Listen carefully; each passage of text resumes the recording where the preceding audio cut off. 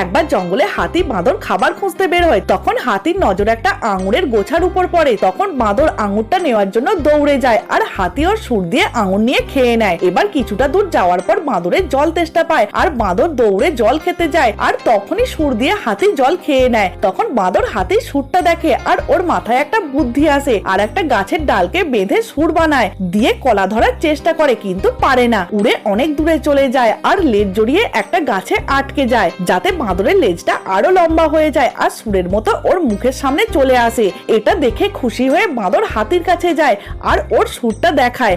হাতি তার সুর দিয়ে জলের তলায় থেকে দেখায়। এটা দেখে বাঁদরও জলের তলায় গেলে ওর দম বন্ধ হয়ে যায় আর জল থেকে বাইরে চলে আসে আর মন খারাপ করে চলে যেতে লাগে। তখন হাতি একটা গাছে আঙুর দেখতে পায়, যেখান থেকে ও আঙুরটাকে পারতে পারে না। হাতি বাঁদরকে ডাকে আর বাঁদর তাড়াতাড়ি গাছে উঠে আঙুর পেড়ে দেয়। তারপর বাঁদর প্রচুর খুশি হয়ে যায়।